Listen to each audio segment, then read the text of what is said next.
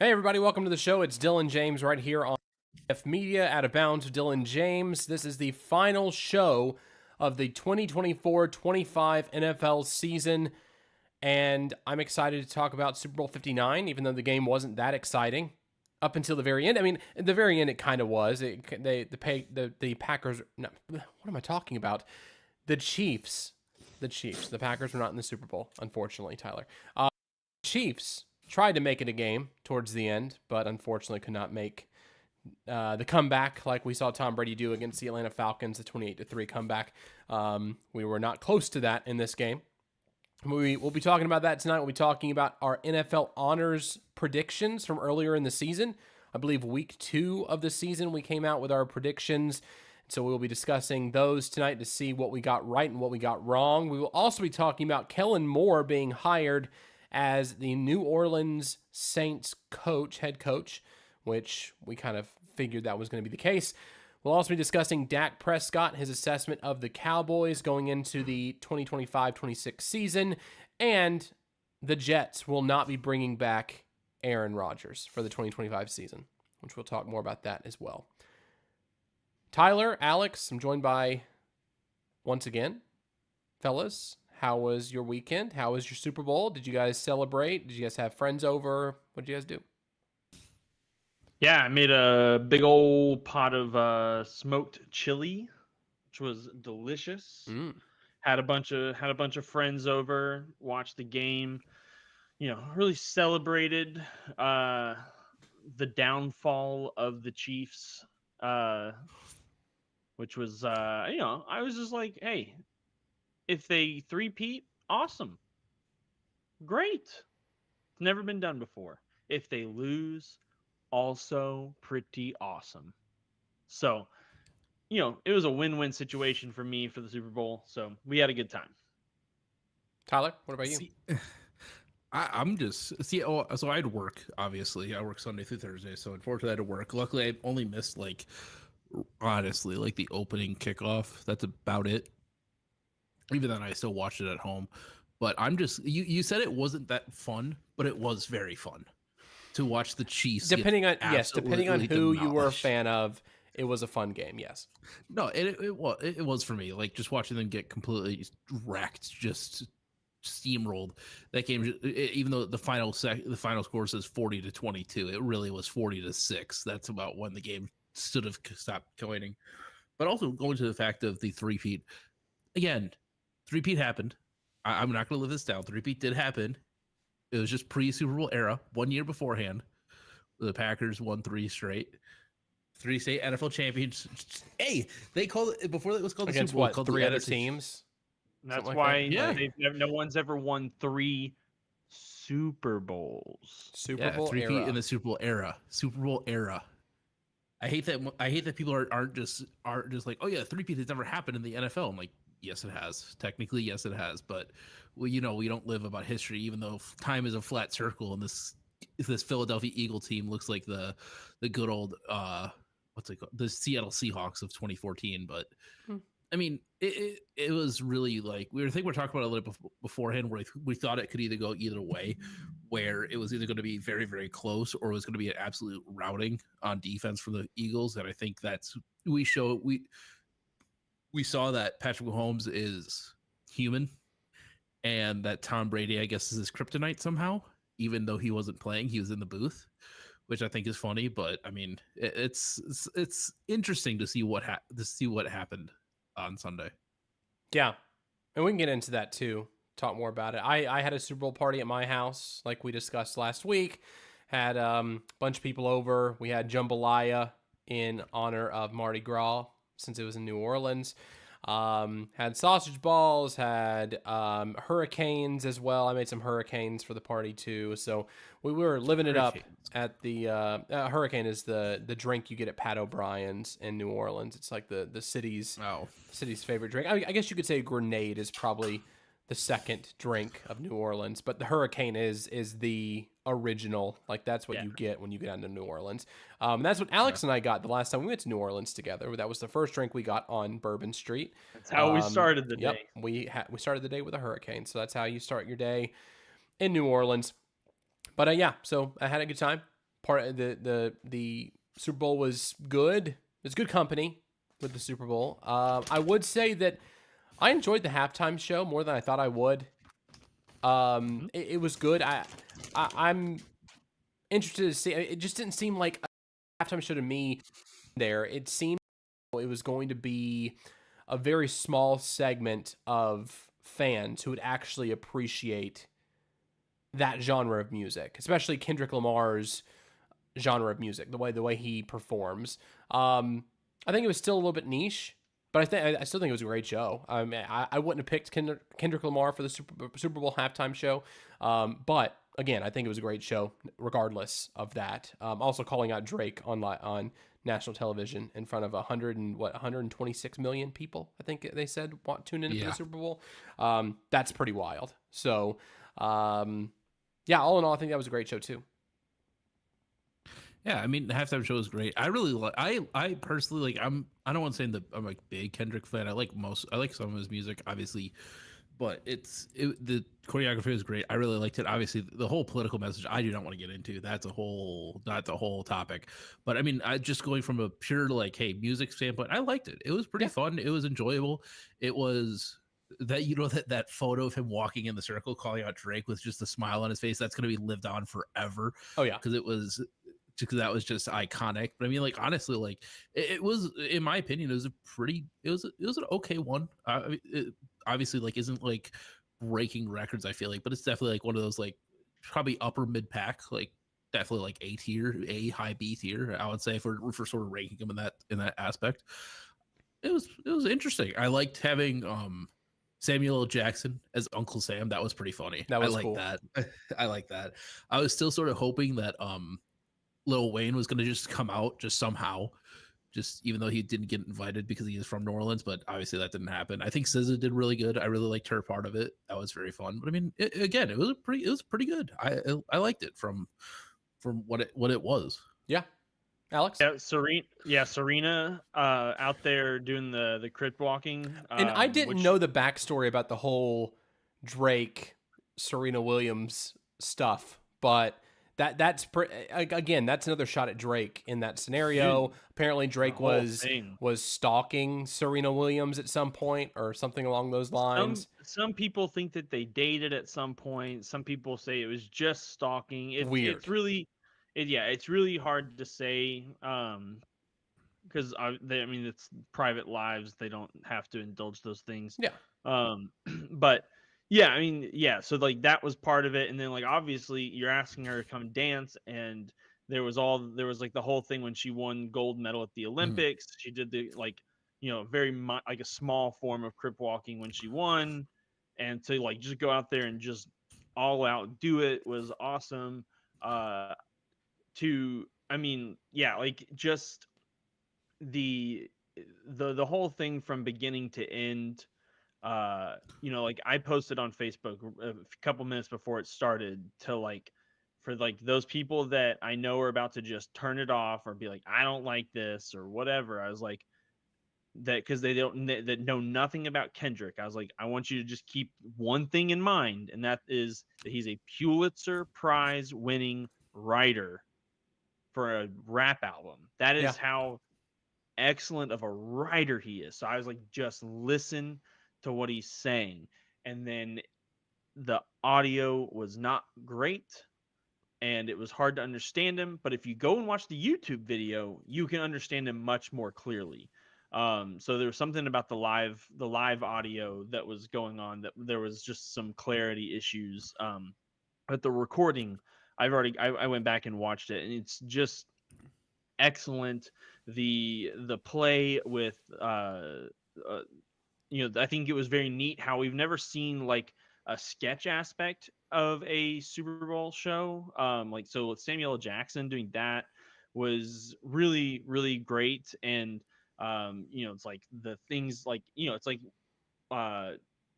Samuel L. Jackson, before he was this famous actor, was a big time civil rights activist, going back to his college days. And so there was so much symbolism and stuff in the show. And, again, like there's just every every single step of the way. It was just another message, another way of kind of trying to impart a message on the people who would listen.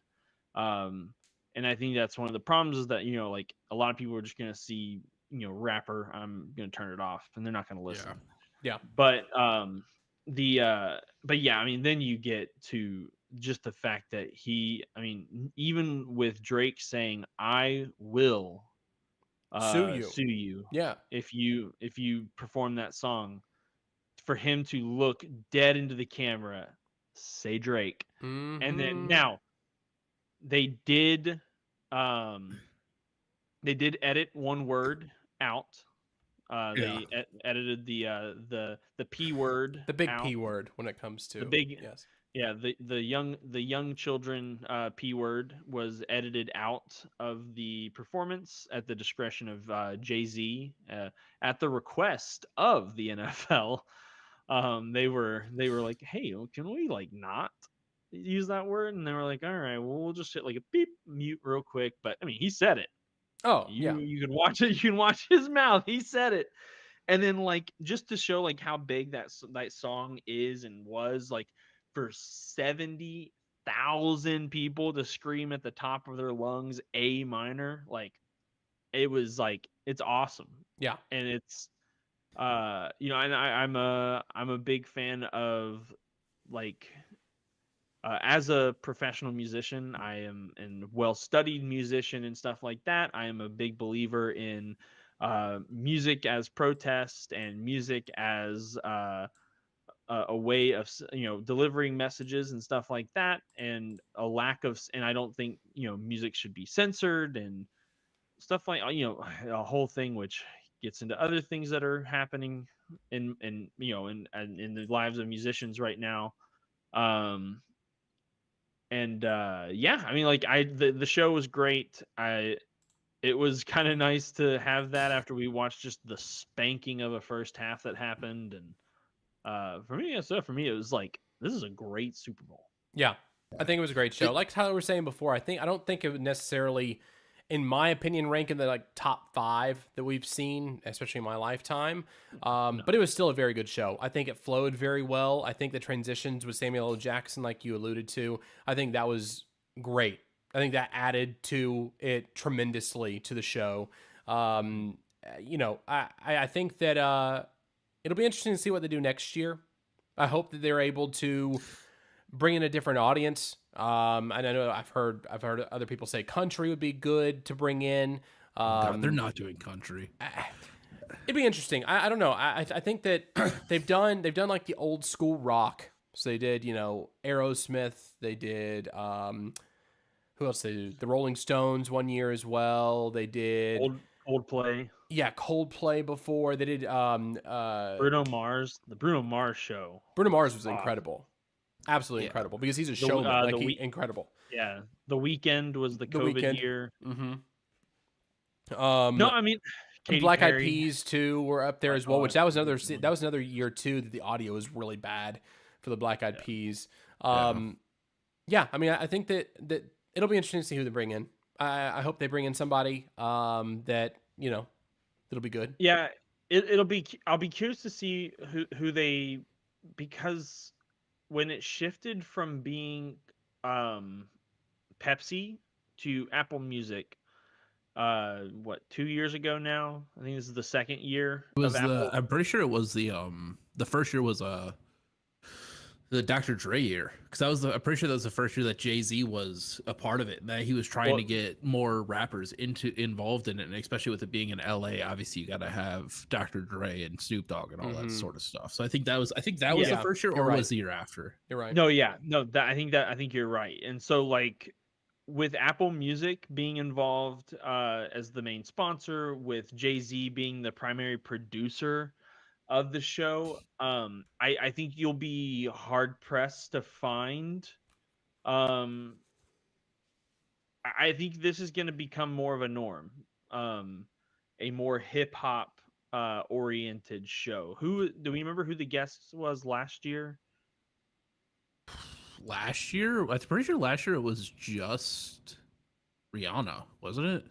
That's right. Yeah. So if we look at the last few years, we have Dr. Dre, Snoop Dogg, we 50 have Cent, 50 Cent, like, Eminem. and then Yep. Eminem. Yeah, you jumped forward to the next year, right? We have Rihanna, Who was it and then that first Eagles Chiefs year? that was the.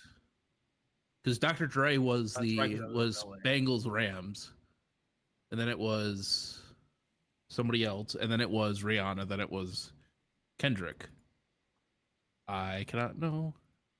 List of Super Bowl halftime shows. What we got? Okay, well, but while you're looking it up, this is the one thing that annoys me about the Super Bowl halftime show. Can we not announce it like a year before it happens? Can we announce it like maybe like a week or so or 2 weeks beforehand? Like, I don't know if that's possible, but it's What would be the purpose of that, though? What do you think? It just would makes be... it more fun. It just makes it more fun instead of knowing like, oh yeah, Kendrick's doing it in like, oh yeah, I found that out in like August of last year. Like, can I just have like a little bit of fun with it where it's like, oh, who's performing at because it makes it more fun where it's like, hey, like, oh, like who's the halftime performers? Who's going on to it? And like you could announce it like, obviously you don't want to announce it like last minute because maybe some people are trying to go for like the actual halftime show because who knows, even though tickets would be 10 times more expensive to go to that than go to a concert. But like just announce it at like the Pro Bowl. Be like, oh yeah, this is the person that's doing it. Like you could have like some teases. You could maybe have like, hey, here's like the 50 nominations. Like, yeah, you'll probably know who it is by like week 1, but it's like, don't announce it to the public just yet. I think it's a bit annoying when that happens. Yeah. So this year was Kendrick Lamar. Last year was Usher. That's right. Usher was Usher, last then year. Rihanna, then Dre, Mary J. Blige, Eminem. I forgot about Usher. Usher, Yeah, I thought Usher was pretty good last year too. So I genuinely don't remember. So yeah, so since Jay-Z has taken over as the person, the producer of the show, it's so let's see, Apple Music started with Rihanna was the first Apple Music show. So Rihanna, Usher, and Kendrick Lamar have been the 3. Jay-Z was involved before that though. He was involved with the Dr. Dre Rock show. Nation, right? Wasn't Rock Nation that was involved? Yeah, Jay-Z, Rock Nation. He was also involved with the Shakira Jennifer Lopez show. Okay. That was year before COVID. That was the Super Bowl that was the 2019-2020 season. And people said like Shakira doing the tongue thing actually released COVID onto the world. So yeah. So that was that was the first one that Jay-Z was involved with. Okay. But so if you look at the one like, and then before that was Maroon 5. So like pretty hard shift from like Justin Timberlake, Maroon 5, and then boom, Shakira and J-Lo, The Weeknd, Dr. Dre, Snoop, and all of them, Rihanna, Usher, Kendrick. Like, I mean, to me though, it just seems like with the success of the Dr. Dre halftime show, Dre, Mary J. Blige, Eminem, 50 Cent, that you would have more shows that would include, it would be like a group of people, of individual artists, instead of it just being one artist.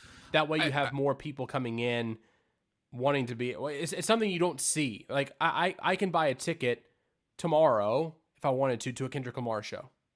I could buy a ticket to a Rihanna show. I could buy a ticket to whatever show. But for the Super Bowl, bringing together multiple artists that you don't see together ever, probably. I mean, you haven't seen together with Dre and all those guys and Mary J. Blige. I don't know. It just seems like it'd be something you should strive for, something different, because out of those artists, which artists besides the Dr. Dre show would you say were top 5 Super Bowl halftime shows in your lifetime? Any of them? Well, Usher, I can't remember. I remember Rihanna because I think that was, in my opinion, I'm gonna get crucified for this. I hated that halftime show. I did not like it. I'm not a big Rihanna fan. And that was when she was pregnant too. She made the pregnancy. That was when she was pregnant. As well. Yeah, yeah. Because everybody was like, "Oh, she looks pregnant," and she was like, "Oh yeah, she is pregnant." Like I just thought it was boring. Like the amount, like it wasn't really much. Like this one I liked, but it's like, again, it's not the top 5. I think also going back to that Dr. Dre one as well. Look at where they were. Like You're in SoCal, you're in Los Angeles, and you're getting Dr. Dre and friends. I think you just have to have that whole group of everybody with that. I think it was interesting to obviously have, because 50 Cent was the surprise guest. Because I remember it was And Anderson Dr. .Paak. Dre.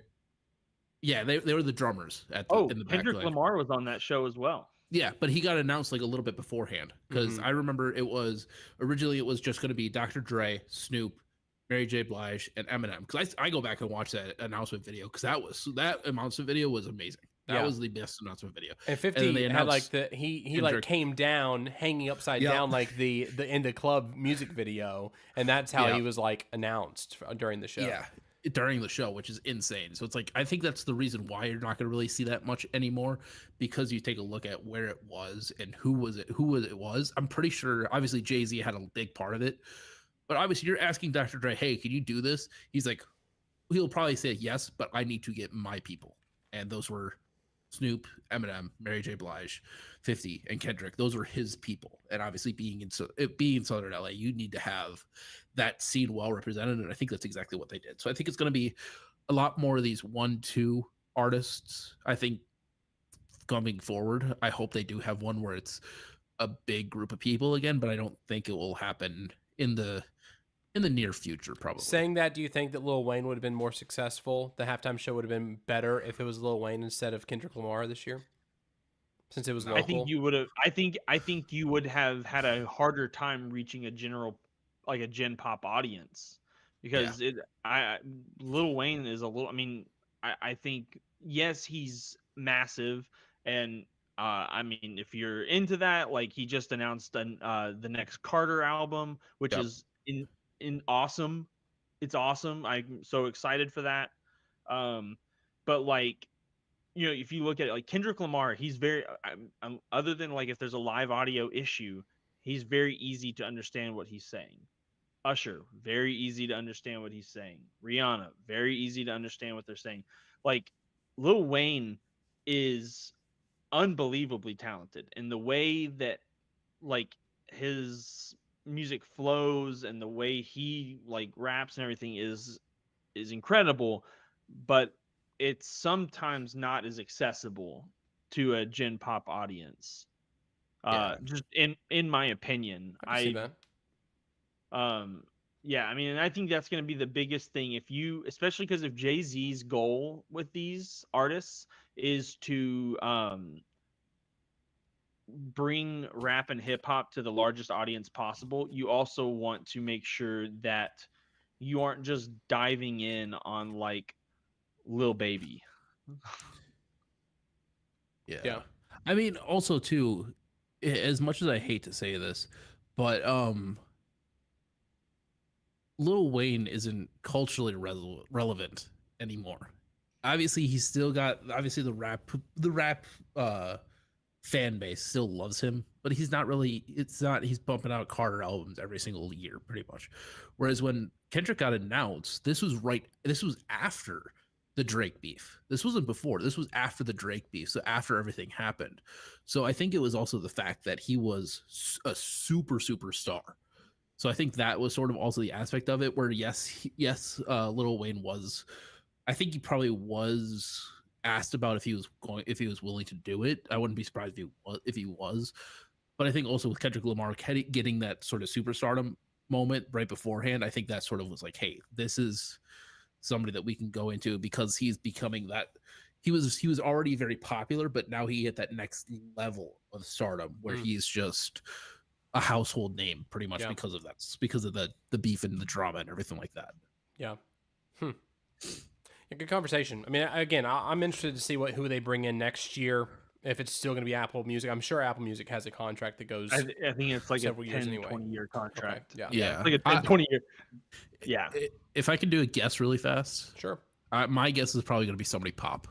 I think that's going to be my guess for this next year. I think the NFL is going to maybe try to step in a little bit, especially after this year, and say, hey, let's go to a little bit more of a pop aspect in that sort of while. But who knows? I think if there's because I've heard the murmurings about country as well. I mean, why not just have especially because Beyonce is going to be doing her tour. It could be Can we do post? Beyonce. We do posts I instead. mean, Beyonce's already done the Well, that's halftime the thing, show though. before as well. I mean, yeah, Post and Jelly would Roll. be- That would be cool. Post and yeah, Jelly Roll. they could bring out some really fun people. I mean, I wouldn't be surprised if they do like the kind of the girl power that we saw this year from this past summer, like the whole Brat Summer thing. So maybe do a Charlie XCX, Chapel Roan, Sabrina Carpenter. But honestly, yeah, I could see that, like sort of that aspect, the Chapel Row and Sabrina Carpenter. I could definitely see that, especially with sort of if they do keep on releasing music and they keep getting more popular. Like I could definitely see that happening this next year. I don't think they're gonna go country. I think it's just very. If they do country, I think they try to do a very wide ranging thing. So yeah, probably like a Posty. Yeah. Jelly. We'll get some Jelly Roll, but then we'll probably get Dolly Parton. They'll probably try and get Dolly Parton in there. Like I think we'd see a very wide spread. I mean, honestly, yeah, Posty would be great for it too. Because if you listen to his country album, it's not a lot of just him. It's a lot of him with X person, with Y person, with this person. So I think that would be great. Yeah. I think if they do go country, they have to go that sort of route because the amount of people that are like, oh, I hate country. I don't want to listen to country. It's insane. And it's like, okay, cool. Like I think they physically have to go that way where they're introducing a bunch of different people as well. Yeah. I mean, I've heard ideas as well being like the halftime show could be something like they do a decade or like a certain, 2000s pop or whatever, and have like several artists that way too. I mean, there's all sorts of different ideas. I'd be intrigued to sit in on one of those meetings to hear what their thought process is behind the selection of it. I'm sure they could probably come out with a documentary of selecting the next Super Bowl halftime show, and that would be one of the most watched Netflix series or Prime Video series or even Apple TV series that's out there. So I'm sure they could probably do that and probably have a good audience of it. Can I say something that they probably did not put a lot of thought into? Sure. The score bug for Fox. The score bug was awful. It was so bad. It was terrible. I made a better one in 30 minutes. Did I post it to the Discord? Like it was bad. It was bad. I saw somebody make one and it was pretty much the exact replica, but he made it in Excel, Microsoft Excel, and it looked exactly the same, and it looked so bad. I don't know what they were thinking. I hope there was enough blowback to where they don't even bring it out next year again. I think that should be a one and done score bug because it was terrible. I was gonna say that will probably be Fox's score bug for the next season. Like, it's supposed to be. It's supposed to be. That's like the introduction of their new score bug, but it wasn't good. No, it looked not in focus either. I'm gonna be real. I just don't care that much about it. And see, I sort of have to. So it's just like it was too big. I saw you say something. It just drew too much attention. It was too simplistic. I didn't like not having a background behind the score. Like it just didn't look good. That's the thing, though. If we keep that score bug into the season, halfway through the season, nobody's going to notice it anymore because it's not like I like the fact that it didn't draw my attention to it. It shouldn't draw my attention. It should be there to be a simple infographic. I look down, check the score, look at the time, see the timeouts. Okay, cool, move on. It drew my attention. You know what I miss? The old. I didn't notice it until I saw somebody tweeting about it. I noticed it the moment it got on my television. The moment it popped up, I said, I hate that. You're the same person that noticed that they changed the WWE mat from gray to blue on SmackDown. I would have. These are things that I just don't pay attention to. See, I do a bit because a few of my buddies are in graphic design, so I was just like, it didn't look good. I miss the old early 2010s, late 2000s Fox. Not the old Kanye. Get me away from that guy with everything he's done. But no, the old Fox where it used to be like above the screen, the gray sliver, where it just so like I miss that. That was simple. That was fun. That was interesting. this where it's just blocky and that sort of stuff. I'm like, I don't like the sunglasses one from that they used to have. I'm like, okay, cool. It looks okay. I still don't really like And it it was personally, taking up but like 20% of the screen. Like it yeah. just it was so big. It just to me, it's so distracting. Hopefully they revise it. If they don't, yeah, I'm gonna be upset. Hopefully the Titans won't have many games on Fox next year if that's the case. I mean, you guys aren't in the NFC, so you guys probably won't. I know a lot of. Do they still do that? I don't even remember if No. they do. Where it's like No, primarily They got rid of it last yeah, season or this season. yeah, they got rid of it. they switch it up because we had a couple games on. It was like they'll just randomly have an all AFC game on Fox. I don't. Again, I think that's just weird. Well, it's like keep it. it's like the SEC no longer being on CBS on the 3:00 slot in the college football season. It's weird. It shouldn't be that way, but All money. it is what All it is. Speaking of the Super Bowl, Eagles won 40-22 in a rout. The game wasn't as close as the score suggests because all the points the Chiefs got were in garbage time, essentially. Travis Kelce didn't really have a great game. I think he had like less than 30 yards receiving in the game. Didn't have a good one. Came off the field dejected at the end. Obviously, you just lost the Super Bowl. He did come out on his podcast this week saying that he's going to take some time to ponder his future, ponder potential retirement.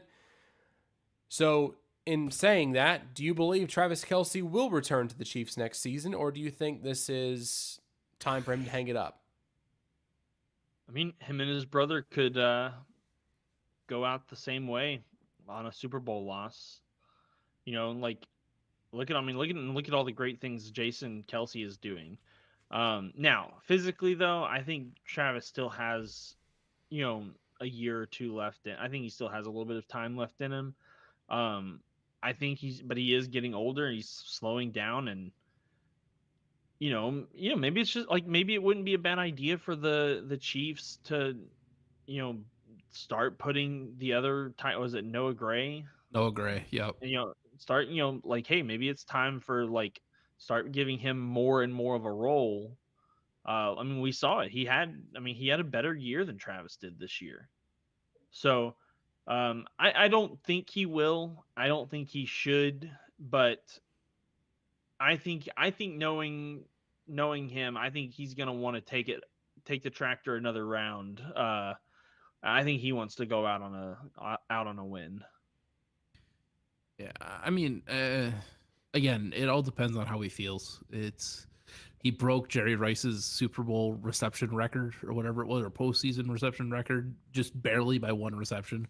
I mean, he doesn't look fast. He looks slow now. It's that sort of time. I mean, it's going to be interesting to see what he does happen, because if he does decide to hang it up, he still's got that multi-million-dollar podcast with his brother. So it's like you're not really going out into the twilight zone. You're still around there.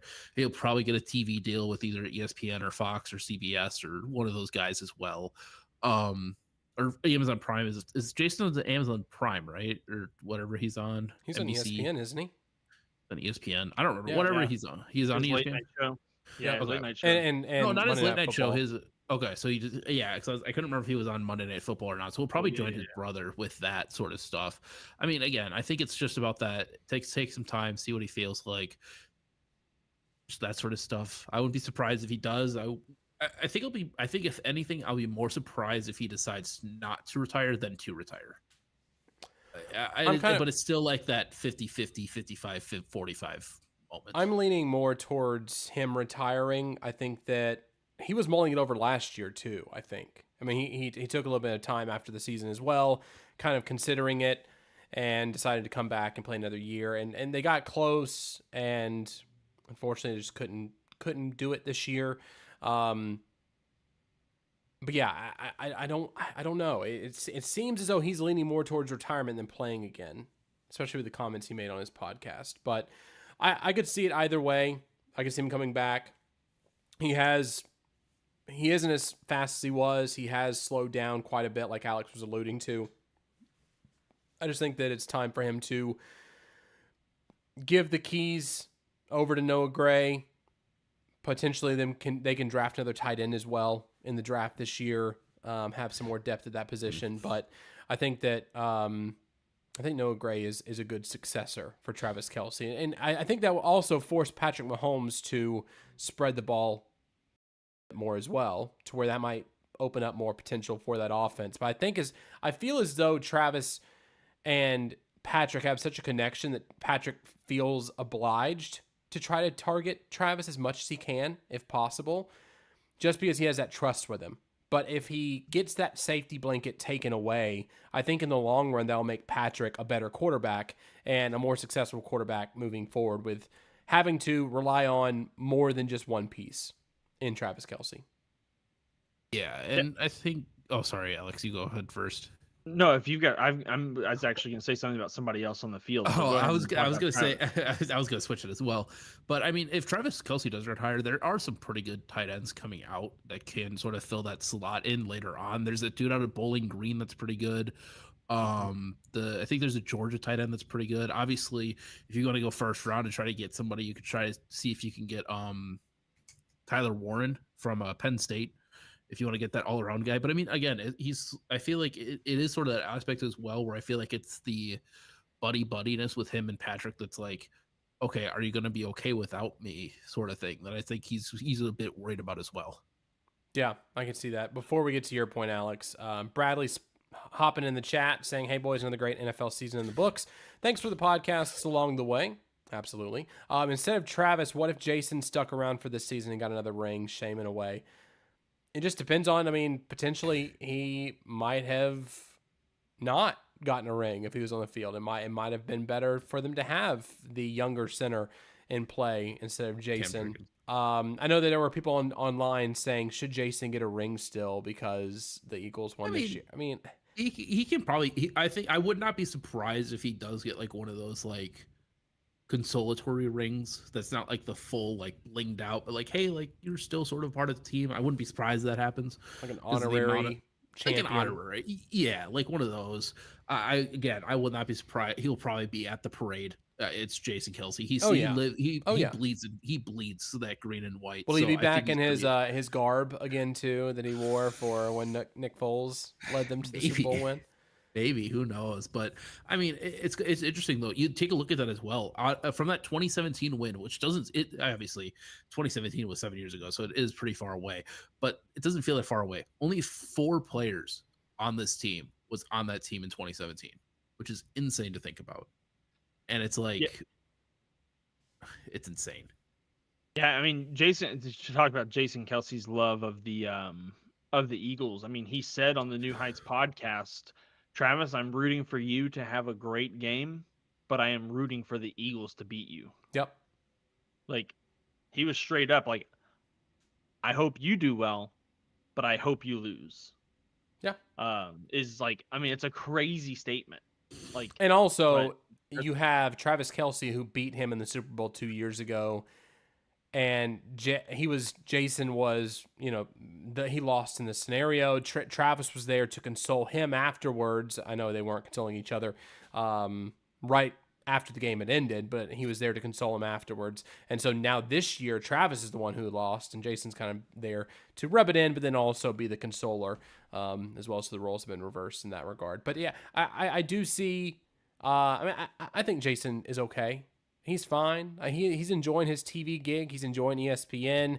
I think that being able to celebrate the win without having to go out there each and every Sunday and padding up the way he was, I think he's probably enjoying that aspect of it instead of having to go out there and put his body through as much as he had gone through being with the Eagles. So, I mean, he won a Super Bowl when he was there. So I think he's pretty happy about that. Went to 2 Super Bowls while he was there in Philadelphia. And now he'll get to celebrate a win with the boys on Friday. So I'm sure he's pretty excited about that. So, different aspect of the game that was something that I took away, especially like once I thought about it, like later that night, I was like, the person who really had like the big breakout game on I think each team had somebody. They were both rookies. The Eagles had Cooper DeJean with his big birthday pick six.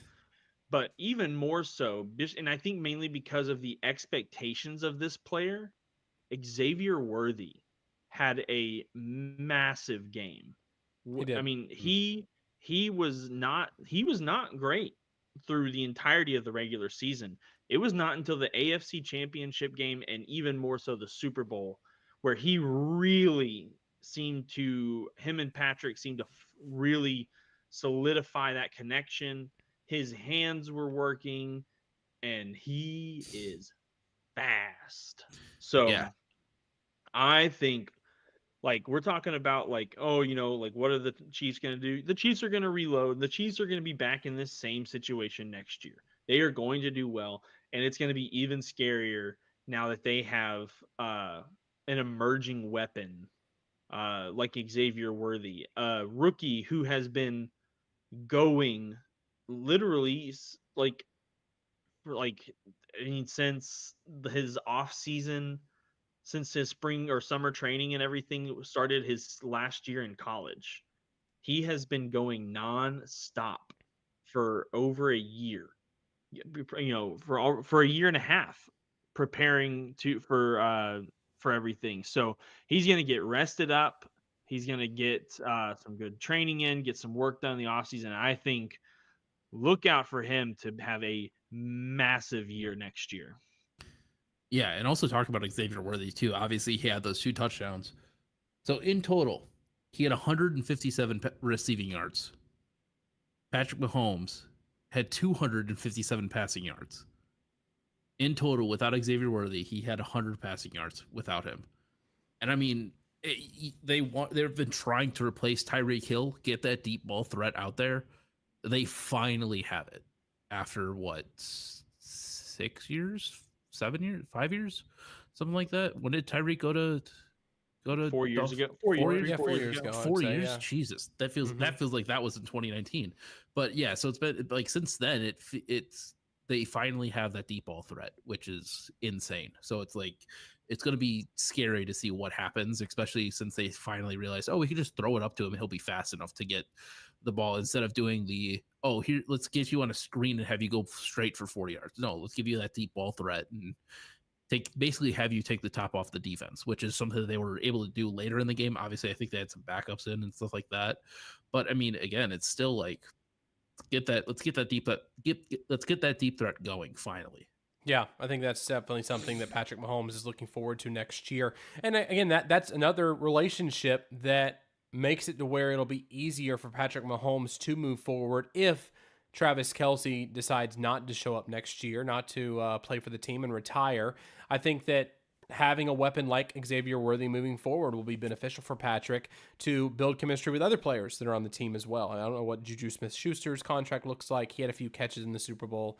He'll have some weapons there. Xavier Worthy is definitely going to be one of the main ones there. And Pacheco and I don't know what Kareem Hunt's contract looks like either.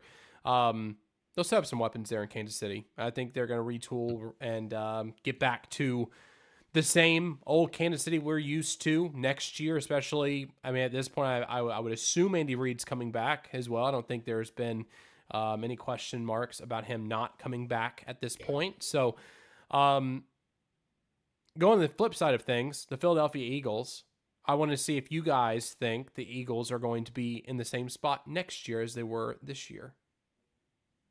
Probably.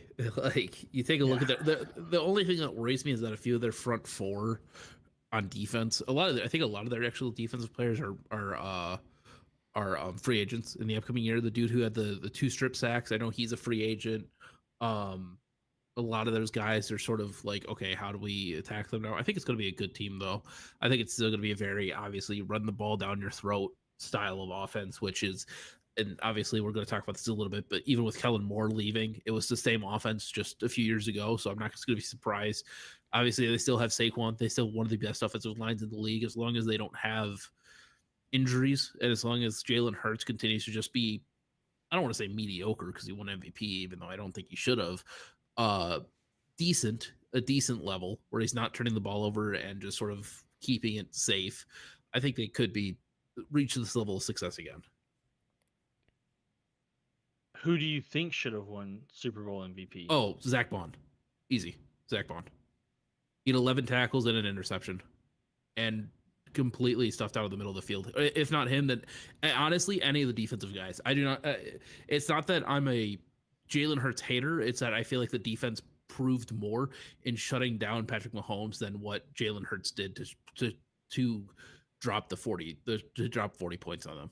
Like, I think obviously I'm gonna disagree with you. I think it was an even game. I mean the defense obviously shut down Patrick Mahomes, but they shut down but they shut down a Chiefs offense that has been incredibly lackluster all year.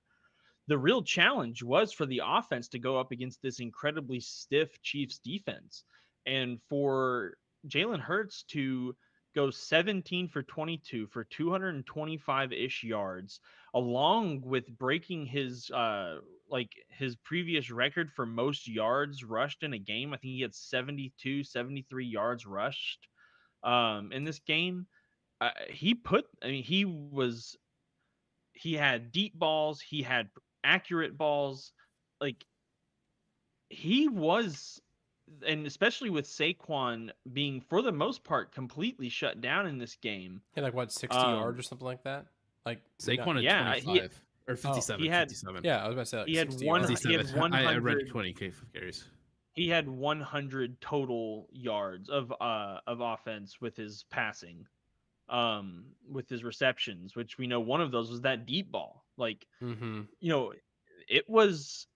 was the Jalen Hurts has been listening to the haters for a couple weeks, and they knew the Chiefs were going to force the Eagles. They forced the Eagles to use Jalen Hurts, and Jalen Hurts was like, okay, fine.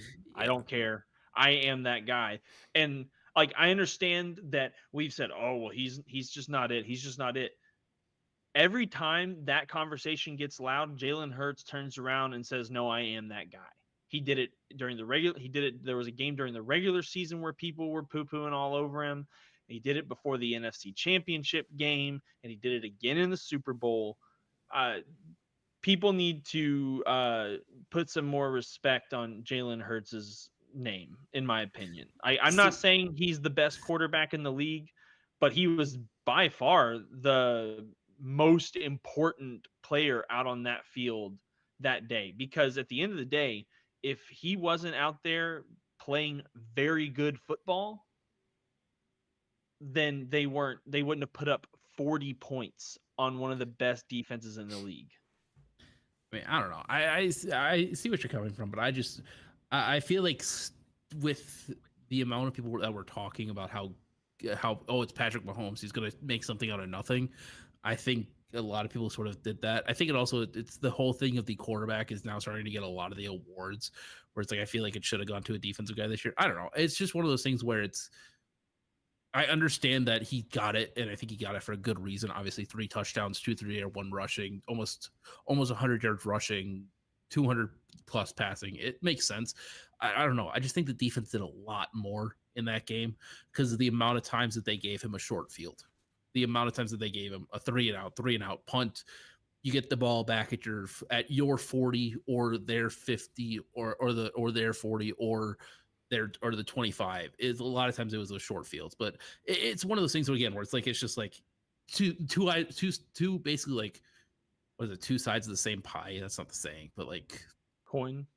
2 sides of the same coin. Yeah, you're basically going to go back and forth because it's like, okay, who really won this game? But it's really just like the Eagles were just better. I mean, the only mistake that Jalen made was probably that ill-advised interception that turned the ball over, which made it was similar to like a punt return essentially at that point. Yeah. It was deep in their territory, and the Chiefs had to drive the ball, and they just couldn't because the Eagles' defense was so good. I would say that Jalen did deserve it MVP wise. I get where you're coming from, Tyler, too. I think the defense does need some love because this game was. I don't know if it was more of an indictment on. I mean, I do know which one it was more on. It was more of an indictment on the offensive line for the Chiefs, which Alex alluded to when he chose the Eagles to win the Super Bowl, stating that the offensive line was going to be a worrisome aspect of the Chiefs offense going into this game. And it was very bad. Patrick did not look like the Patrick Mahomes we've seen play in the past few Super Bowls he's been in. He was trying to run and scamper out of the pocket right in the middle of the offensive line. Every time he tried to run, he was just trying to run right between the center and either the left guard or the right guard, and the defensive line was just swallowing him up every single time. Like he could not get away from defenders left and right. I don't know why he wasn't trying to roll out of the pocket and go outside a bit more. I don't know what his evaluation of the Eagles defense was, but he did not have a good read on the defense at all up until the fourth quarter when he actually scored, 22 points and they got somewhat close, but not close enough. Yeah, the other crazy thing about that offensive line being such a problem for the Chiefs is I just double checked this stat just to make sure I had it right. They are just the fourth defense in the next gen stats era, so however long that is, to have 0 blitzes in the game. That means they brought 4 people. They brought only 4 people on the rush every single play. And with that, on 42 dropbacks, they created pressures on 16 of those plays, and they got 6 sacks. So that's over 50% of dropbacks were disrupted in some way by 4 people. Also, those 4 teams incredible. that had 0 blitzes in the Super Bowl, all 4 of those teams won the Super Bowl. Yeah, it's just incredible. If you can have 7 people back in coverage and you're not having to send extra people, I mean, like, because we praised Chiefs defensive coordinator, what's his name? Steve Spagnuolo. Steve Spagnuolo, right? In the AFC championship game, we praised him for that incredible blitz to seal the game, right? That was an amazing play. Mm-hmm. It was genius. It was beautifully put together.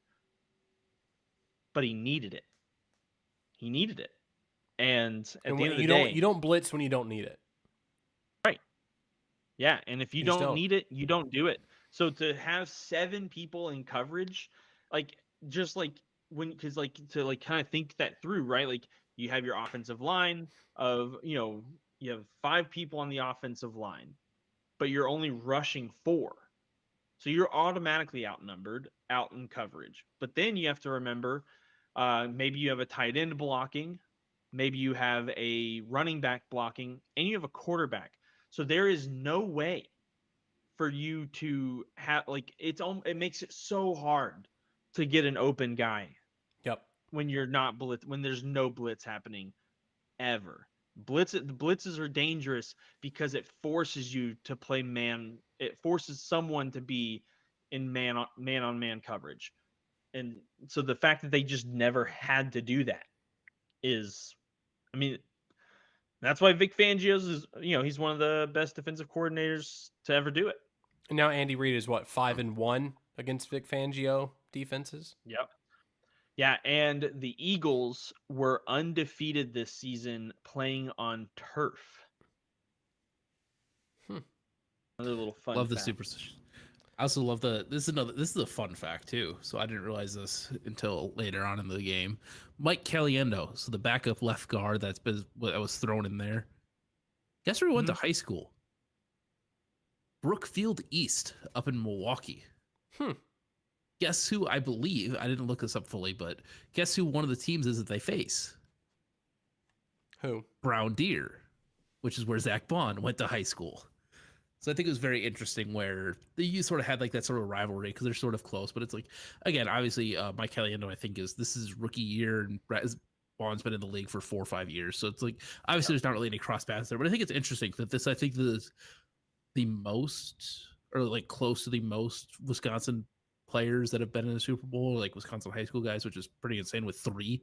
So, I mean, again, it's interesting. But again, it's the whole thing is Eagles just boat raced the Chiefs, and it wasn't close at all. Yeah, they did. It was definitely not a close game, but I mean, Alex called it. I have to say, Alex, both of you chose the Eagles. I helped you in your prediction you can thank me later, by not selecting the Eagles as well and jinxing things. So I did pick the Chiefs, unfortunately. But again, like you guys were saying, I think that both these teams can make deep runs again next year. I don't see them falling off as far as some other teams. It will be interesting to see, though, which teams, especially in NFC, San Francisco, Detroit, where those teams are going to be next year, to see if they're able to defeat the Philadelphia Eagles in the playoffs. I think that will be something to look forward to, or looking at. Also, the Rams, too. With the Rams, the way they were playing this year, I mean, maybe not if Matt Stafford's not there, but that, yeah, that's gonna be an interesting division, or interesting conference next year, the NFC. I think that they have a bit more parity than the AFC does currently, so that'll be interesting. Kellen Moore, offensive coordinator for the Eagles, the worst kept secret in the league. He is going to the Saints as their head coach. He pretty much, the news came out the day after the Super Bowl saying Kellen Moore is going to be the brand new head coach for the Saints. I mean, it came out like 2 weeks I think it came ago, out during the Super Bowl, actually, that they were like, after this, the intention is for the Saints to sign Kellen Moore as their new head coach. Yeah. Do you think that's a good move by the Saints? Do you think the Saints can be successful with Kellen Moore being the head coach? Yeah. Oh, okay. Well, So I think here? I think I agree with Alex in the fact that it is the Saints, so they don't have. I mean, they can't make the upgrades. books. I just hope that there's a way in Kellen Moore's contract that it physically says, not just some sort of like roundabout way where it's like, oh, we're gonna keep you for 3 years while we figure everything out, and then we actually cut you after 1. But like, I hope there's a way in his contract where it's like, hey, we messed up our cap situation. We will keep you on the staff for X amount of years until after we figure this out and give you a competent team. That's what I hope. Do I think they probably did that? Probably not, because the New Orleans Saints, but who knows? I saw a report out there, though, if they drop Derek Carr in the offseason, they can save about $30 million on their salary cap. Good. That's probably what Kellen Moore wants to do, because he'll remind him every single day about how Kellen Moore beat Derek Carr's butt at Fresno State 57-7. Probably. So, but have you been seeing that? I've been seeing that everywhere recently. So I've not. You haven't? Oh yeah. Unfortunately, the thing I've been seeing about Derek Carr is something I don't like. Oh God. A lot of ties to the Tennessee Titans organization. Titans. Don't love it. Don't. Because you know who else had a time in the AFC South with the Houston Texans? His brother. And his brother was not very good with the Houston Texans. David for Carr. some reason, I was thinking Ryan Tannehill. So no. Derek Carr. I don't know. I mean, I liked him with the Raiders. He had some connections with the Raiders folks. Brian Callahan was there for a little while, worked with Derek Carr. Nick Holtz was there for a little while, worked with Derek Carr. So both of the GMs. Yeah, both the GMs. Reggie McKenzie. Yeah. I don't know. Dave Ziegler. Yeah, there's just a lot of connections.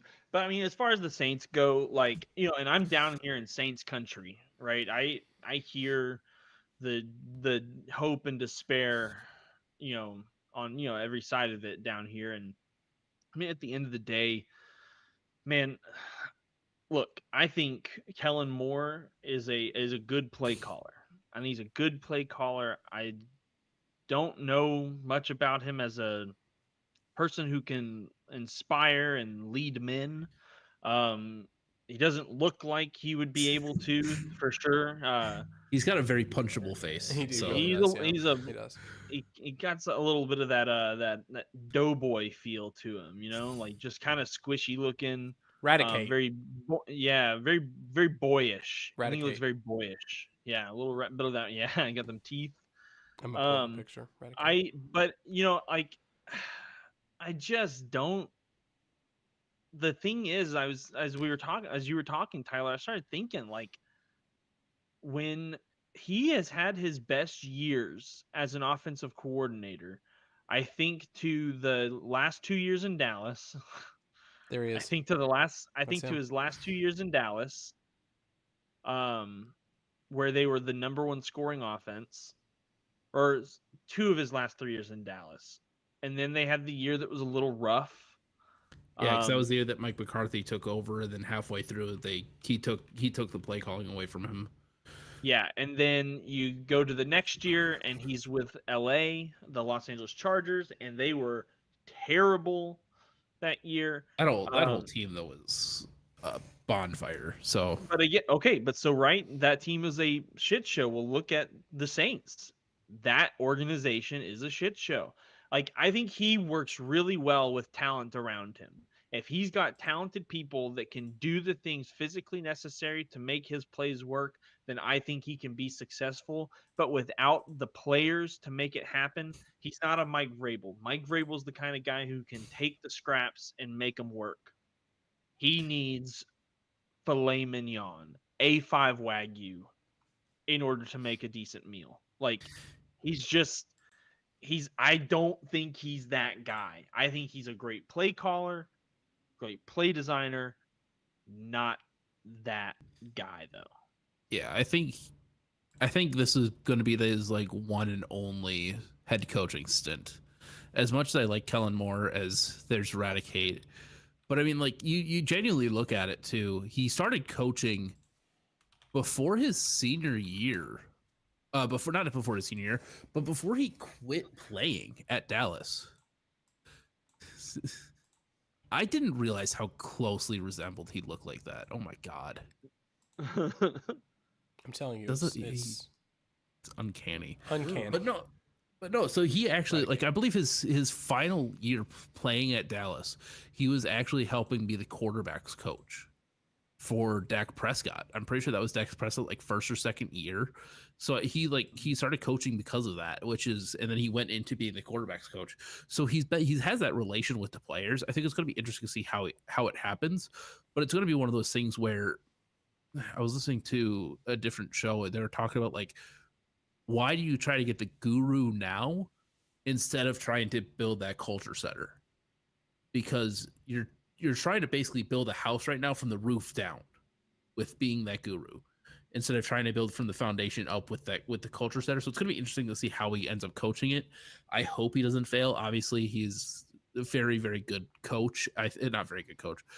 Could be a very good coach, but also a very good player from Boise State, and he's a Boise State alum. So I gotta be sort of faithful to my 1 year at college there. So it's like you're hoping he does good, and I think everybody's hoping he does good. But it's one of those things where you hope it's not just the, hey, we're going to throw somebody in here for 3 years, then once it starts to be better, then we're going to kick you out sort of situation. I think with Kellen Moore, I think he'll be a good head coach eventually. I think that he's been getting prepped for this for quite some time, especially in Dallas. Yeah. We talked about how Jerry Jones was wanting him to be like the heir apparent, either him or Dan Quinn to be the heir apparent to Mike McCarthy once he left the team, and they went their separate ways before that could eventually happen.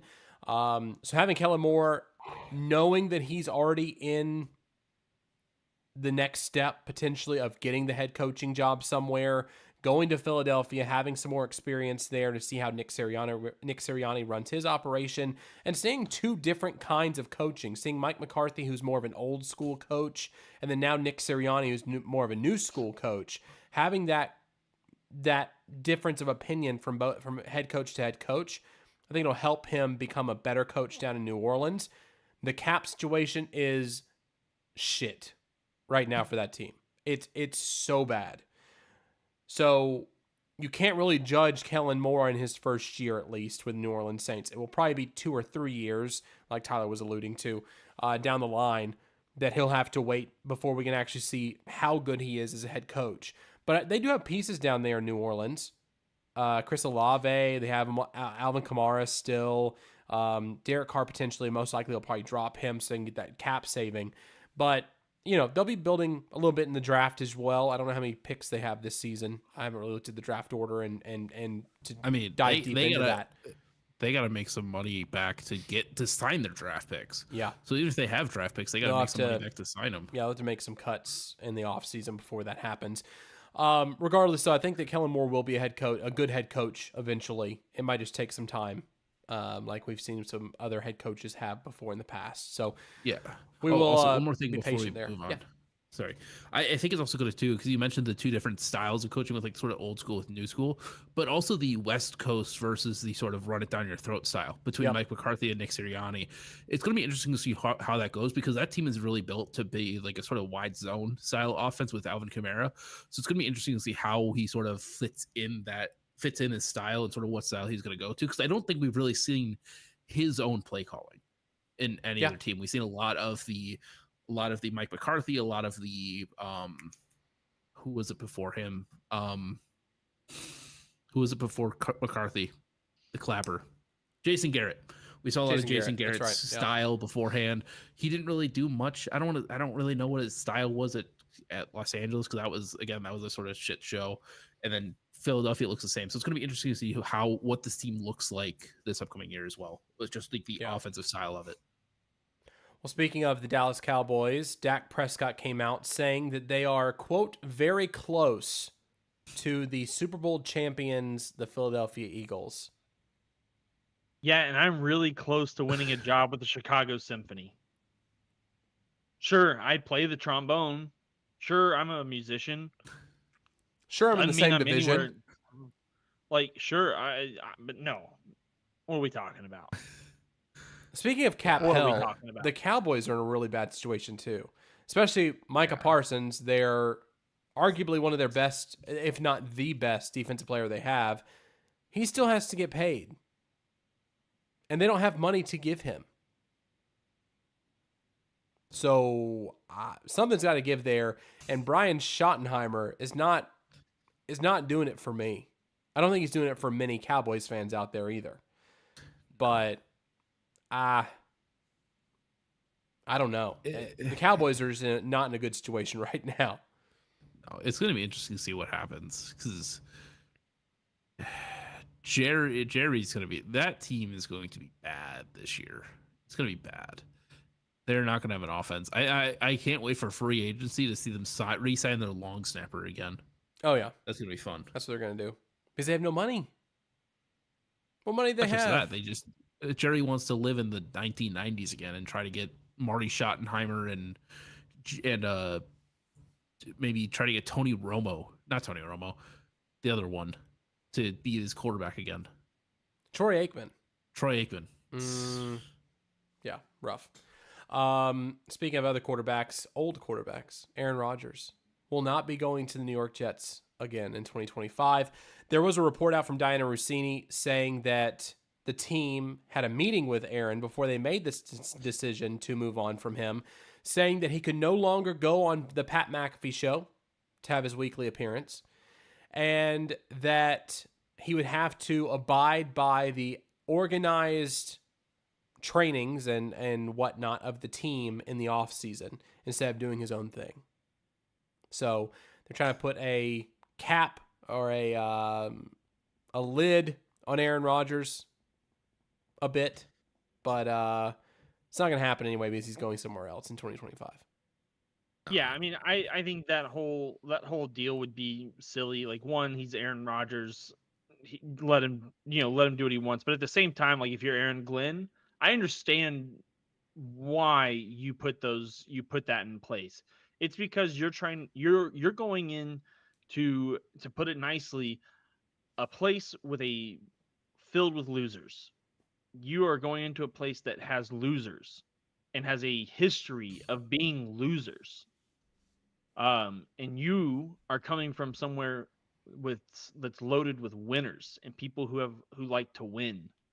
So you need to instill that culture over there. So he's trying to create a winning culture, and that requires everybody. Like, you look. I think back to Dan Campbell doing the 40 up downs with a broken wrist. Right. He wants everybody doing everything together. And I mean, let's just be real. You're not going to get that with Aaron Rodgers. Aaron Rodgers ain't going out there doing 40 up downs to start training camp. Right. So, yeah, no, I mean, I think if that's what you're needing to do, then you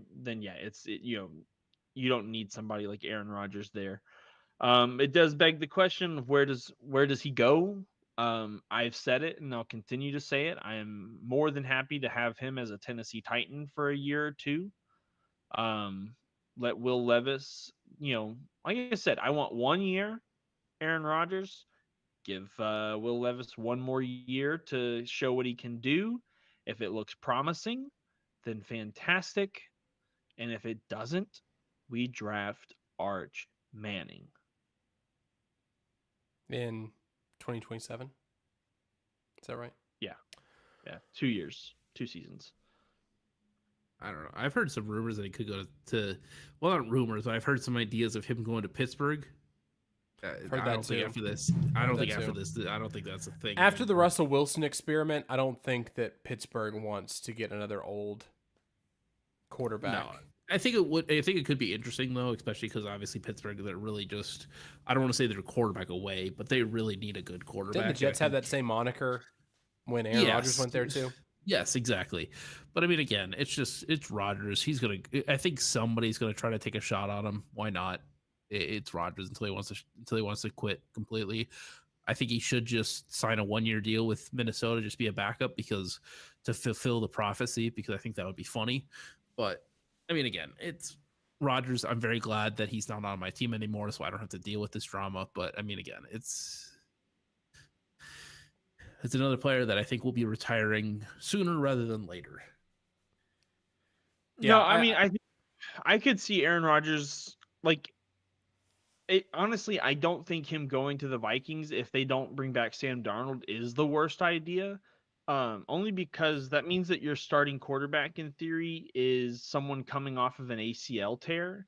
And it's the year after an ACL tear is never the best year. So you're asking someone to essentially do a rookie year, right? Because they missed the entirety of the year, and they're not in the buildings. They're rehabbing an ACL. So you're asking a rookie coming off of a torn ACL to lead your team. I don't think that's the answer. But no, a year with someone like Aaron Rodgers with a coach like Kevin O'Connell, shoo-wee. And Justin Jefferson being his guy. Honestly, his number one. too, that roster, if he goes to Minnesota, that will be the best roster and best coach he will have ever had. Mm-hmm. Like, as much as I like Mike McCarthy and as much as I like this team, nobody compares to that offense that they would have with that they'd be able to give Rodgers. Yeah. I don't know. It's going to be a fascinating storyline to watch. Aaron Rodgers saga. All these quarterbacks going around. Kirk Cousins probably going somewhere else different to Aaron Rodgers. You have Russell Wilson probably going to be out there as well. You have Derek Carr potentially out there too. A bunch of quarterbacks going to be on the market, which will be fascinating to watch. We're going to see some musical chairs happening in the NFL in the quarterback front. So we will definitely keep that on this show. We will definitely talk more about that in the offseason. Before we get going tonight, though, we have one more thing to do. The NFL honors happened right before the Super Bowl, and we made some predictions earlier in the season, week 2 of the season, and came up with some of our predictions of who would win the major awards. So we're going to go down the list here of who actually won, and then compare that with what our prediction was. So, first one is MVP. Kind of went around. Tyler and I picked Patrick Mahomes. Alex picked Lamar Jackson. Unfortunately, we were all incorrect. It was Josh Allen. I was the closest. You were the closest. Yes, you were the closest because Patrick did not have an MVP-worthy season. No, he did not. At all. Not even close. He got votes. He got lots of votes. He shouldn't have. So that shouldn't have happened. Offensive Player of the Year. This was a fascinating one. We had Joe Mixon for Tyler, Tyreek Hill for Alex, which womp womp. But Saquon Barkley won, and I chose Saquon Barkley. So I mean, Joe Mixon was a good. I think Joe Mixon was a good pick. Obviously, he did very good for the first like half of the season. Then after that halftime, it just went. Also, speaking of the Texans, did you see that Bobby Slowick got picked up as a passing game coordinator for somebody? I don't see that. I'll look it up right now. Yeah, look it up and see. He just got picked up by somebody as being the passing game coordinator / I don't know what it was. I think it was just passing game coordinator. Senior passing game coordinator for the Miami Dolphins. There you go. There you go. Ooh, So that should be pretty good, actually. Yeah. I think that's a really good spot for him to revitalize his coaching career and potentially be in the head coaching market next year. So Wait, he went to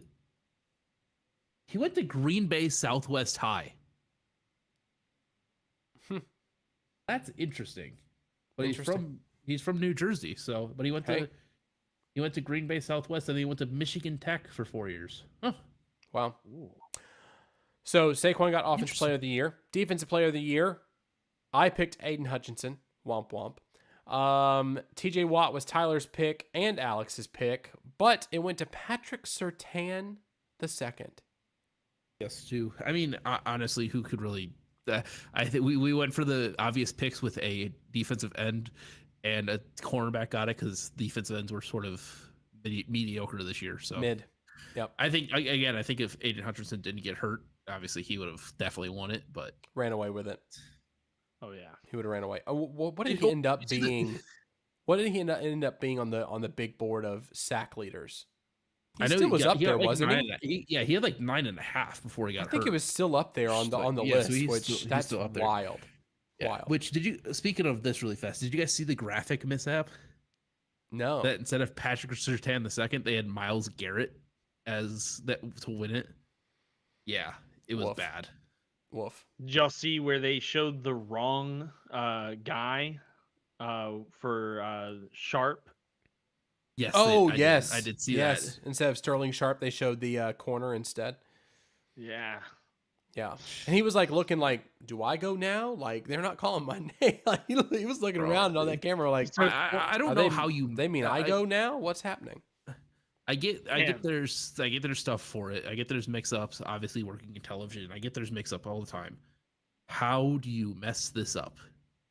This is your one big because moment. You didn't even see Sterling walk down the aisle. You saw him on he was stage. Just there. Yeah, he just was on stage at that point. Crazy. Which we'll talk about Hall of Fame in just a second as well, because we had some good picks there. And Sterling Sharp being a former Packer, one of Tyler's well deserved. Offensive Rookie of the Year, I picked Xavier Worthy, and Tyler did as well. And I think he said Joe Alt too. Yes, I think you switched to Joe Alt, right? You switched to Joe Alt after week 2. Xavier Worthy was my main pick, but Joe Alt was my hey, if this happens, this will be so cool because he had the first 3 weeks where he blocked like TJ Watt, Myles Garrett, and one other person, and got like 0 sacks, and then he ended up giving like a few up. So it was like one of those like, hey, this is a complete punt, but yeah, we all picked Worthy actually. Looking at Alex's picks too, but it went to Jane Daniels. Obviously, which that's no quorum, no problem there. Defensive Rookie of the Year, Jared Verse. I selected Jared Verse as Defensive Rookie of the Year, actually. And we had Quinnen Mitchell for Tyler and T'Vondre Sweat for Alex. Which Alex, I mean, I still think that's a good pick. Sweat was one of the best rookie defensive tackles in the league this year. Statistically, so I still think that was a really good pick by you. Quinnen Mitchell, not bad. I got close. He was a finalist, so I mean it works. I also just pulled up the thing, so I still can't believe that happened too, because you got the picks early on. But Quinnen Mitchell did really good. I think again, I'm annoyed with the Packers. We could have had both Cooper DeJean and Quinnen Mitchell, and we got neither. And guess what our biggest worry was? The defensive backs. So Coach of the Year, Tyler had Dan Campbell, Alex had Jim Harbaugh, I had Kevin O'Connell, and it was Kevin O'Connell. So Dan Campbell's never gonna win. Three for me so far. Dan Campbell's never gonna win offensive Coach of the Year, in my opinion. He could have won it this year, but I mean, man, it had to be like, I don't know, man. That would have been a tough. That's a tough vote. That's a tough. I think that looking at that team throughout the season, the biggest injury they had was Aiden Hutchinson. That was the biggest blow to their defense. But then also they had Alex Anzalone as well, who went down with an injury, came back in week 18, played in week 18, and then played in the playoffs as well. I mean, I think the biggest surprise was Minnesota having the year they had, especially having their quarterback, JJ McCarthy, going down with injury, and then they decided to play Sam Darnold instead, and Sam Darnold lighting up the league for a few weeks at least. Mm-hmm. So leading them to a playoff berth, I think that was probably the reason why Kevin O'Connell won. But I mean, I can still see Dan Campbell having an argument over that. He'll just have to have one of those seasons where a lot of his main pieces are injured, and he's still able to pull out a winning season, get to the playoffs, and go on a run that way. I think that's probably the way Dan Campbell's going to have to win. Comeback player of the year. I'm not sure. I don't remember who I picked as comeback player of the year, but Tyler, you had Kirk Cousins. Alex, you had Kyler Murray, and the winner was Joe Burrow. Yeah, I was very Atlanta pilled to start the year. Yeah. And I think we all were. Yeah, it didn't end up going too hot, so I will learn from my mistakes. Apparently, there's a report saying that Kirk Cousins wants $40 million a year for the next team he plays on. Bro, he looked like no. Ooh, he ain't getting $40 million a year. If I call him a year. If I call him up and I say, "Hey, I want you to play for my team," and he says, "Yeah, I want $40 million," I'm just gonna hang up the phone on him. Yeah, like no. I mean, I would do more than that, but yeah, I get your point. That's wild to me, especially with what we saw from Kirk Cousins this season with the weapons he had around him. I just poop. Yeah, poop. Kirk Cousins does not look good. Joe Burrow, comeback player of the year, which I was kind of taken aback by it at first, because I mean, again, we talked about it in week 2, I believe we did anyway, talking about comeback player of the year and talking about DeMar Hamlin, him literally dying on a football field 2 seasons ago. He played last year. He played like 4 snaps last year. He played like 4 snaps last year, but he was still a finalist. He was a finalist this year. Yeah, which I don't get. It should have been. He was a finalist this year. In my opinion, if I were to give my predictions like before this, like after the season ended, my vote would have gone to J.K. Dobbins. You look at the Chargers team before he was really good. I think that was my pick actually for comeback player of the year. I think it was J.K. Dobbins. He did really good. And he tore his Achilles last year too. I think it was. But I think that the biggest thing was just that he got re-injured again this year. So he just Thank you for saying that, because that jogged my memory. I think I did pick J.K. Dobbins. I can go double check that. Give me 1 second though. I want to look this up. But Joe Burrow though, I think that also with Joe Burrow winning this, I think this was a nod from the NFL to say, hey, you had a great year. You had a MVP caliber year. We're sorry your team sucked around you, especially on defense. So we're going to give you this award so you at least have something from the 2024-25 season. That's my opinion. He had a great year, though. Oh, yeah. I mean, you had to give Joe Burrow something for that year that he had. You had to. I mean, had to. Because I think at the end of the day, you gave Josh Allen MVP. You gave Lamar Jackson first team All-Pro. And you gave comeback player of the year to Joe Burrow.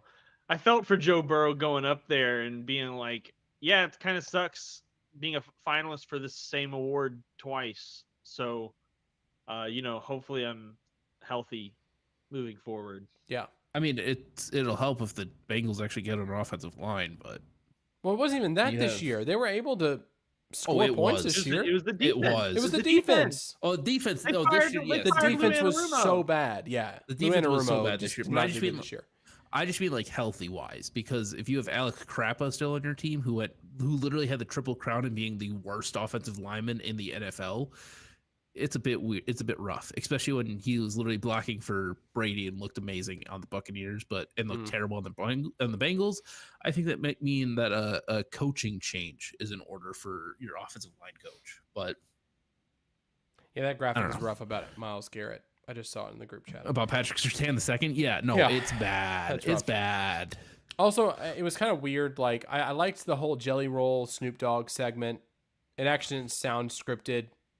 They actually did pretty well with their speaking parts or whatever. They did have that one about touchdown celebrations, though, during the award show, which was just off. It was just so weird. I was Dude, the whole show was rough. so cheesy, so bad.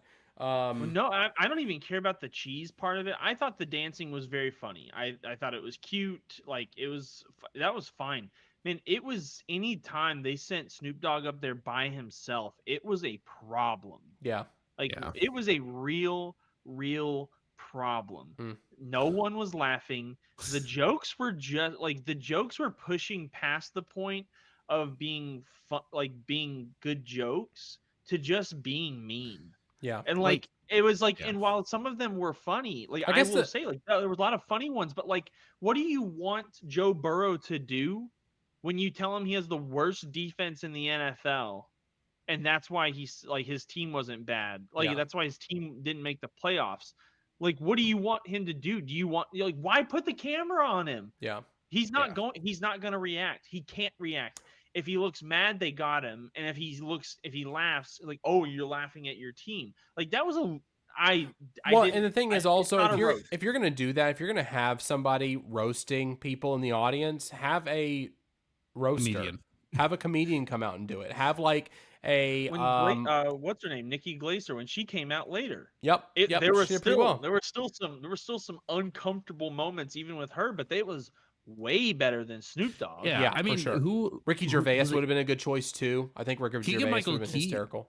Keegan-Michael Key has done it the past few years, and he had some very misses because he made fun of Jim Brown every once in a while, but a lot of it was very funny, and he understood the jokes because he hangs out with those guys. He's a football mind. You see him on Rich Eisen almost like once a week, and he knows football. He knows what he's talking about.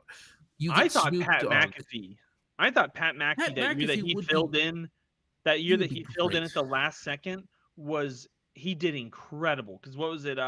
Kevin Hart backed out at like 2-3 days before.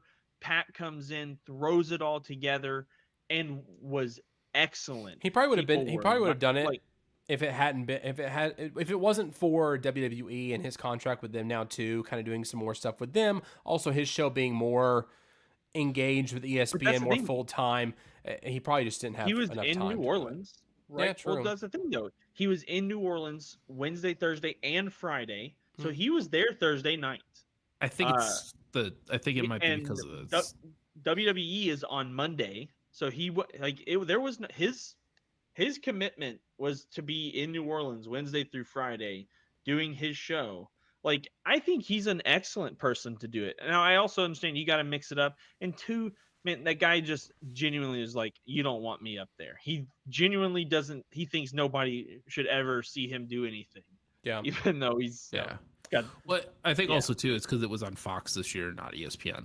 I think that's right. So it's a contract thing, I think, as well.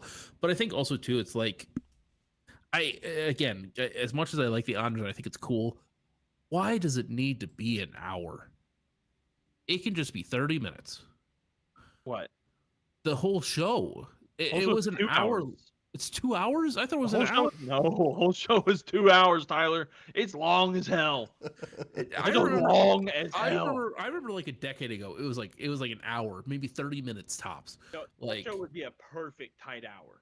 Yeah, tight hour would be great. Perfect. Like, you don't need to run 30 commercials and then 2 skits and then announce then you do skits and you do ads for like NFL Play 60, NFL Flag Football, all sorts of different things. I mean, I get it. Walter Payton Man of the Year. They present the guys on there. They present the award, and then they go to New Orleans in the Super Bowl, and they present it again before the game, saying this is the Walter Payton Man of the Year. Just do it once. Why are you doing it 2 times? Yeah, I don't know. It's just, the whole thing's weird. It could be a perfect hour. Like, get rid of the skits. Like, I know you want to make money. Yeah. Before we get too money pilled now. It is. Before we get going, Hall of Fame only had 4 players this year, which was kind of odd. It seemed like a small class. We discussed it a little bit in the Discord. I think they're probably trying to make it to where it's not. It's a bit more exclusive again, because it just seemed like they were putting in so many people over the past few years. They felt as though they might need to. They also changed it. I read. Like in 2018, they changed it. So now, because it used to be like they knock it down to like 10 or 4 to 8, but it used to be like 10, and you'd say yes or no. And it'd be like a panel of 15 people saying yes or no. Mm. If you got over 50%, they're in. If you got less than 50%, they're out. Now it's like a whole different thing. So I think that's another reason why. And I think it is also the fact of them trying to make it more exclusive.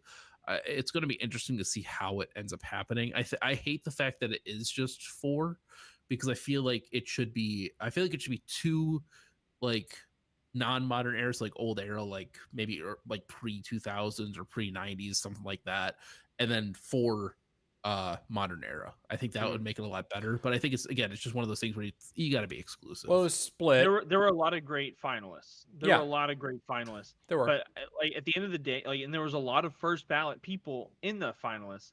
At the end of the day, I have no problem with anybody that got in. No. But I think it is downright stupid and honestly a little disrespectful that Adam Vinatieri did not get in.